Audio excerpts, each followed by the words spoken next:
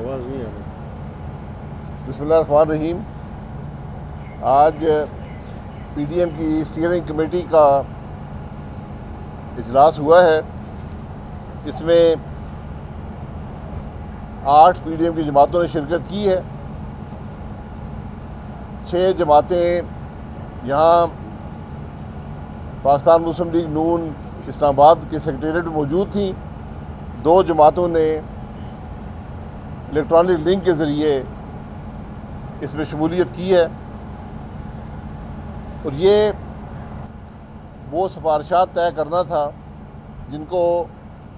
28 اگست کو کراچی میں P D M کا سربراہی اجلاس ہوگا۔ ان سفارشات کو وہاں رکھا جائے گا اور ان پر غور کیا جائے گا، اور ساتھ ہی 29 اگست کو کراچی میں پی ڈی ایم کا جلسہ بھی ہوگا۔ تو آج کی جو خاص باتیں ہیں، جو سفارشات ہم آپ کے سامنے رکھ سکتے ہیں کہ پی ڈی ایم ملک کی اپوزیشن جماعتوں کا اتحاد ہے جو آج پاکستان میں آئین کی بالادستی کی بات کرتا ہے، پاکستان کے نظام کو آئین کے مطابق چلانے کی بات کرتا ہے، جو یہ چاہتا ہے کہ جمہوری عمل میں، آئینی عمل میں جو غیر آئینی اور غیر قانونی مداخلت ہے اس کو ختم کیا جائے، جو ملک کے معاملات ہیں ان کو آئین کے مطابق چلایا جائے، تمام ادارے آئینی حدود میں رہیں اور ملک کی بہتری کے لیے کام کریں، کیونکہ جو مشکلات آج ملک کو درپیش ہیں، جو تکالیف آج ملک کے عوام کو درپیش ہیں، ان کی واحد وجہ آئین سے انحراف ہے۔ اور جو کچھ 2018 کے الیکشن میں ہوا، جو کچھ اس الیکشن کے بعد حکومت نے کیا، جو اس حکومت کی ناکامیاں 3 سال کی ہیں، ان کی واحد وجہ 2018 کے الیکشن کی چوری ہے۔ اور جب تک اس ملک کے نظام کو آئین کے مطابق نہیں کیا جائے گا، پاکستان کے عوام کی مشکلات ختم نہیں ہو سکتی، اور جب تک الیکشن کا نظام شفاف نہیں ہوگا، اس میں ہر قسم کی مداخلت ختم نہیں ہوگی، تو یہ بات بڑی واضح ہے کہ پاکستان میں جمہوریت پنپنے نہیں پائے گی اور پاکستان آگے نہیں بڑھ سکے گا۔ اسی بات کا اعادہ آج تمام جماعتوں نے کیا، اور جو پی ڈی ایم کا چارٹر تھا ستمبر 2021 کا، اس کی مکمل تائید تمام جماعتوں نے کی، اور اس کے اندر جو معاملات جن کا خدشہ ہم نے اظہار کیا تھا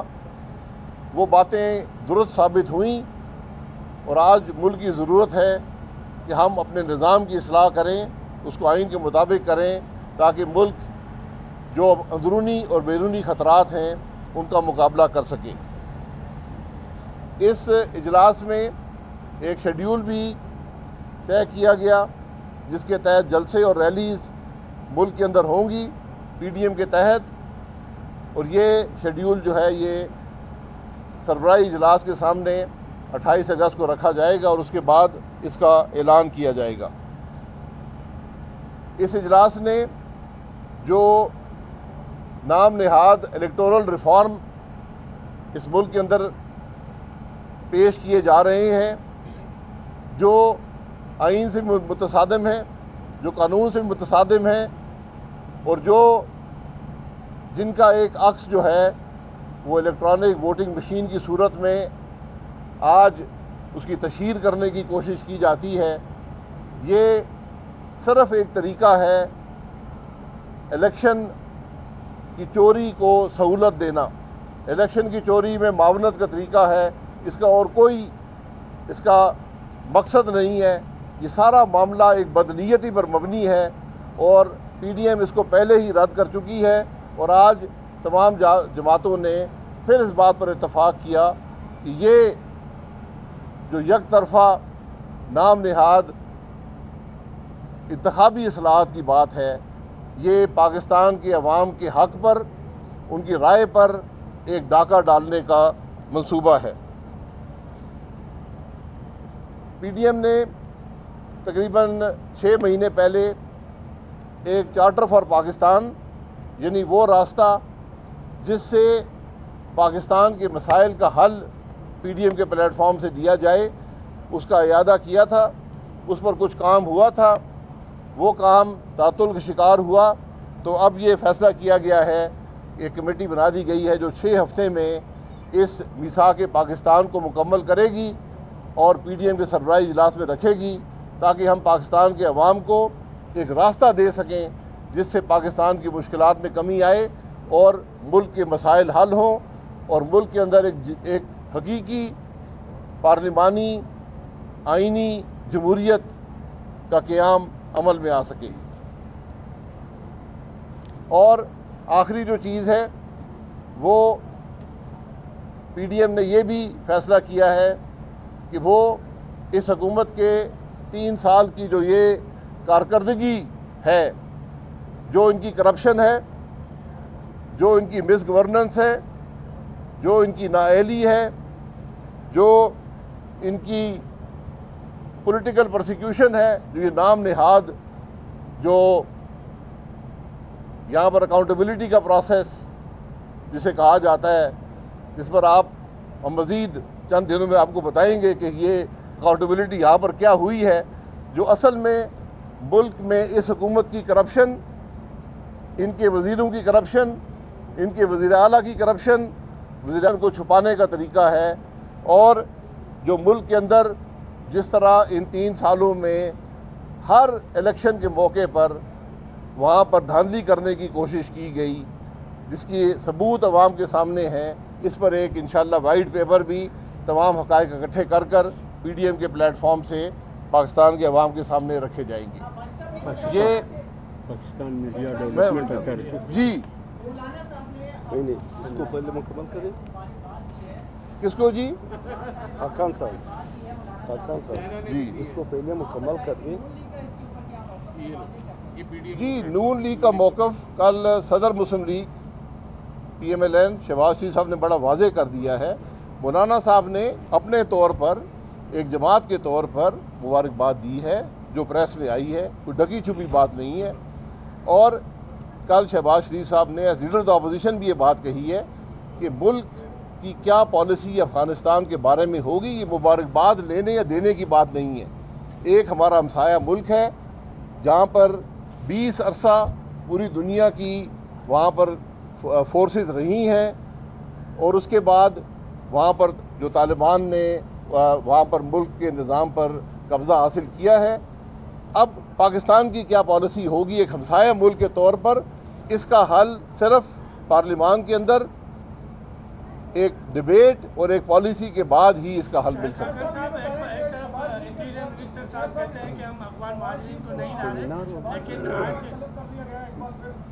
جی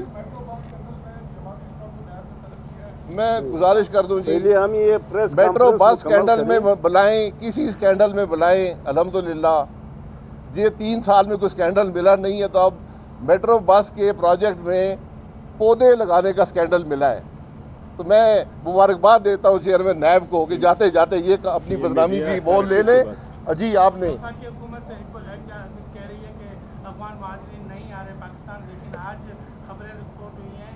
کمشنر افغانستان جو پاکستان میں ہیں، وفاقی حکومت کے ماتحت کام کرتے ہیں، انہوں نے کہا ہے کہ 5 سے 7 لاکھ افغان مہاجرین کو پاکستان لانے کے لیے 3 کیمپ قائم کر دیے گئے ہیں خیبر پختونخوا میں۔ میں نے یہی بات ہے، دیکھیں میں آپ کی بات سمجھ گیا ہوں جی۔ بات یہ ہے، یہ تمام معاملات پارلیمان میں مشترکہ اجلاس میں پالیسی بنانے کی ضرورت ہے جس پر سارا پاکستان متفق ہو۔ یہ وہ معاملہ ہے، کسی جماعت کا معاملہ نہیں ہے، یہ ملک کا معاملہ ہے، اور اس کو اتفاق رائے سے حل کرنے کی اور پالیسی بنانے کی ضرورت ہے۔ خاقان عباسی صاحب سے ایک نقطہ رہ گیا ہے، دوستو سن لو ذرا، پریس کانفرنس ہم مکمل کریں۔ ایک نقطہ جو رہ گیا ہے وہ یہ ہے کہ ملک میں اس وقت آئینی بحران ہے، میڈیا کی آزادی سلب ہے، عدلیہ کی آزادی سلب ہو چکی ہے، معیشت تباہی کے دہانے پر ہے، اور ملک عالمی طور پر تنہائی کا شکار ہے۔ ان ایشوز پہ ہم मरकज़ में और सूबाई दारुल फतूह में सेमिनार्स मुनक़िद करेंगे। आप सब दोस्तों को, माहिरीन को इस हवाले से वहाँ बुलवाएंगे और बुलवाने के बाद जो इनपुट आप लोग देंगे ये हम अपने आवाम तक पहुँचाएंगे और उसके बाद बाकी जो काम है ये इस दौरान हम करते रहेंगे। तो ये इशू रह गया है लेकिन ये हम इंशाअल्लाह ताला इसी दौरान करेंगे। ठीक है जी, ये जो मामला ज़ियारत इकबाल साहब ने जिक्र किया है, इससे भी आगे जो आज मुल्क में प्रेस की आज़ादी को सलब किया जा रहा है, सिर्फ टेलीफोनों के ज़रिए नहीं, सिर्फ लोगों को नौकरी से निकाल के नहीं, बल्कि बाकायदा अब एक कानून लाकर प्रेस की आज़ादी को मज़ीद सलब करने की कोशिश है। इसमें हम मीडिया के साथ हैं। प्रेस की आज़ादी के बगैर कोई जमहूरी अमल कामयाब नहीं हो सकता। और फिर जो इस वक्त आला अदलिया के अंदर हो रहा है, ये मामलात भी मुल्क के लिए बड़े तशवीशनाक हैं कि आज जिस तरह आला अदलिया के अंदर मुदाखलत की जा रही है,